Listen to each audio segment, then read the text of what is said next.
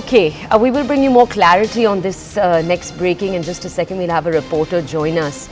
But we're learning that the NDA, which remember is the BJP and their allies within the parliament. Remember, we told you earlier that the opposition benches now are quite empty because such a large number of MPs have been suspended in the Rajya Sabha and the Lok Sabha.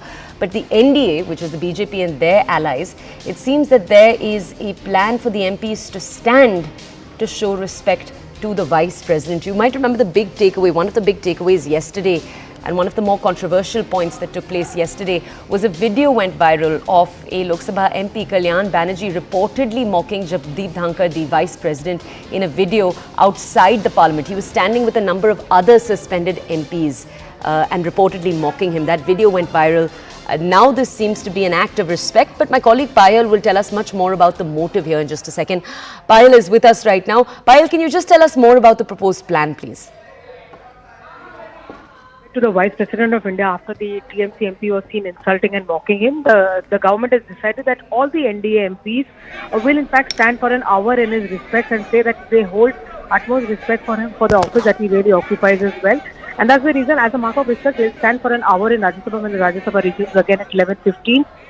So that's going to be their mark of respect to the Vice President for having been insulted by the TMC Member of Parliament. And of course, this also comes in after not only the Prime Minister speaking to the Vice President and assuring him that his respect stands paramount and that he should not really be put down or let down by comments by MPs being made like this, but also attention to the matter being drawn in by none other than the President of India, the first citizen of the country, essentially saying that MPs are elected representatives and they need to follow certain conduct and conduct themselves in a certain manner as well. So that's something which has come up to the fore. But yes, as a mark of respect, the NDA MPs will stand for an hour, and that's going to be quite a bit to stand for an hour in Parliament in respect of the Vice President of India, saying that we do not support people who have insulted you, and this is our way of paying tribute, paying respect to you.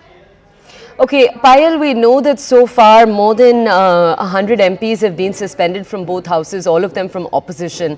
Now, while that remains the fact of the matter, will business as usual continue today, tomorrow, the last few days of this session for the BJP? Well, the government has said one thing for sure, that their job is to continue and do the business, and that direction came in from the Prime Minister yesterday when the Prime Minister spoke at the parliamentary party meeting, saying that the opposition is in the opposition for a reason and they've chosen that this is going to be their destiny. But we have been elected, we have been brought to power to work for the cause of the people, and we'll continue to do so, and that is nothing is going to stop us from doing so. That's the reason you saw the discussion really happening in the Lok Sabha yesterday on the 3 criminal bills. Today also the discussion will continue as it's supposed to be, and at about 3 o'clock in the afternoon we're given to understand that the Home Minister will give a reply to the discussion on the 3 bills. Essentially, there's not much ruckus which is happening in the Lok Sabha, at least given the fact that most of the opposition MPs are out, suspended, or have privilege motion notices against them. So we'll have to just wait and see how this transpires. But the government is very, very keen that they have important legislation to be passed, and that business will continue because the mandate of the people is to work for the cause of the people, and they will continue to do so. That direction coming in from the Prime Minister himself. Okay, can you also tell us, please, Payal, I know there's been many questions from the opposition, this continued demand that the Home Minister address the Parliament in some form about the parliamentary breach. Now, as we speak, we know that an FIR has taken place, 6 arrests have taken place, but the MPs say that's not all that the government needs to give them. We need a statement from the Home Minister. Could the Home Minister, while addressing the criminal bills, at all address this today? Well, the Home Minister is likely to take a dig at the opposition for actually trying to sabotage Parliament. That's something which is expected to happen, because it's going to be a politically written speech also, apart from the fact that this is a very, very crucial legislation. Remember, this is overhauling the criminal legislation in this country. So obviously that's something which is expected, but what the government has been saying is this. The government has been saying one thing very importantly, that it is important for people to understand that the custodian of the Lok Sabha is the Lok Sabha Speaker. The Lok Sabha Speaker has taken cognizance of the matter, given multiple assurances on the floor of the House and also to the party leaders in the closed-door meeting, saying that he is going to take responsibility for the entire thing. He will keep them appraised, and he's going to ensure that a free and fair probe and a timely round probe really takes place. But it seems that the opposition is jumping gun. Why would the Home Minister speak when the custodian of the Parliament, the Lok Sabha Speaker himself, has spoken on the issue? Okay, can I also ask you, Payal, yesterday we saw various senior leaders of the BJP refer to the video incident. All right, we're going to have to cut away. Karthi Chitambram, Congress MP, is speaking right now. Take a look. The mass level of suspensions, how you see the history of Parliament? See, this is going to be the trend. It's my way or the highway. If you do not fall in line, we are going to throw you out because we have the majority. We control both the houses, and they want to turn Parliament into just a stamping house, to stamp and authorize the diktats of the PMO. That's what they wanted to do.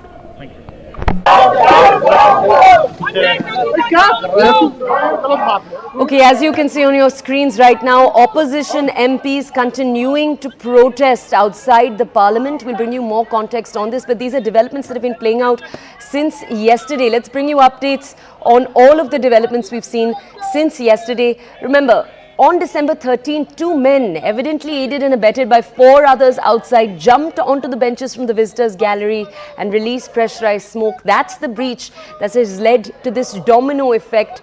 Parliamentarians, as you can see, protesting as we speak. Now, we're going to bring you more context on all of this, these developments. But so far, at least 141 MPs have been suspended. This was passed by voice vote in both houses. All of these MPs are from the opposition, and many of them have been suspended for the remainder of the session.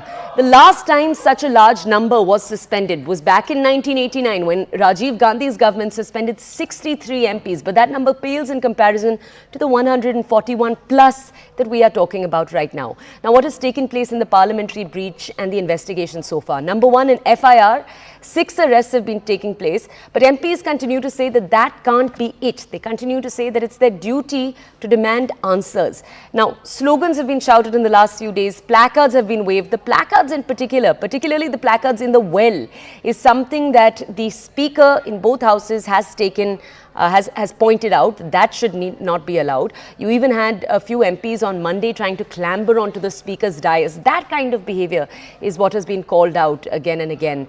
But at the same time, even this disqualification has been highlighted.